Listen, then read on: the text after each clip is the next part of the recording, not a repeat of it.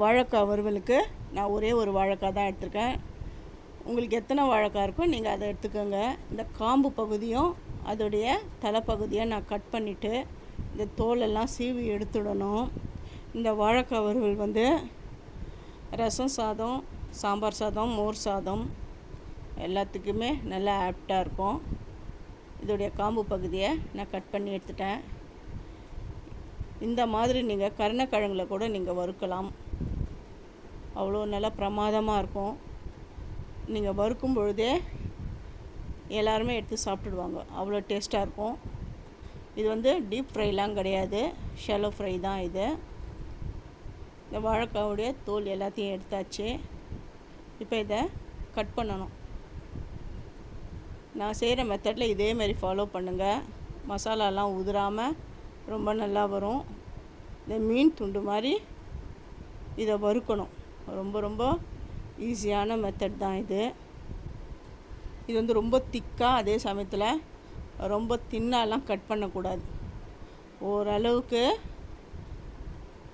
மீடியமாக இருக்கணும், அந்த அளவுக்கு கட் பண்ணிக்கணும். நீங்கள் இந்த மாதிரி ரவுண்டாக கட் பண்ணாலும் சரி, இல்லை நீங்கள் பாதி பாதியாக, அதாவது குறுக்க நெடுக்க கட் பண்ணாலும் சரி, உங்களுக்கு தேவையான அளவுக்கு அந்த ஷேப்பில் நீங்கள் கட் பண்ணிக்கோங்க. இதுக்கு தனி மிளகாய்த்தூள் 1 ஸ்பூன், குழம்பு மிளகாய்த்தூள் 1 ஸ்பூன் போட்டுருக்கிறேன். இது கரம் மசாலா 1 ஸ்பூன், ஜீரகத்தூள் வந்து 1/2 ஸ்பூன் போட்டிருக்கேன், மஞ்சப்பொடி 1/4 ஸ்பூன், உப்பு, கொஞ்சம் பெருங்காயம் கூட இதில் சேர்த்துக்கணும்.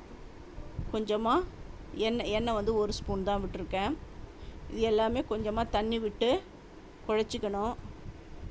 தண்ணி வந்து ரொம்பலாம் விடக்கூடாது, இந்த கொஞ்சமாக தான் விடணும். விட்டுட்டு இந்த மாதிரி திக்னஸில் இருக்கணும்.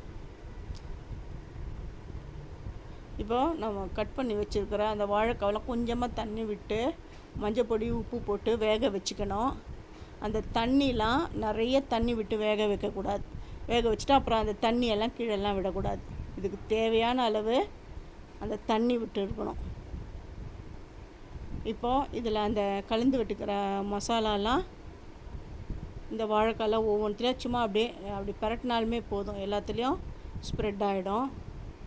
இதை வந்து நல்லா ஒரு தோசைக்கல்லில் போட்டு நல்லா வறுத்து, நல்லா சாம்பார் சாதத்துக்கோ இல்லை ரசம் தயிர் சாதத்துக்கு இதை வச்சுக்கலாம். இதை வறுக்கும் பொழுதே காலி ஆகிடும், அவ்வளோ நல்லா இருக்கும். தேங்க்யூ.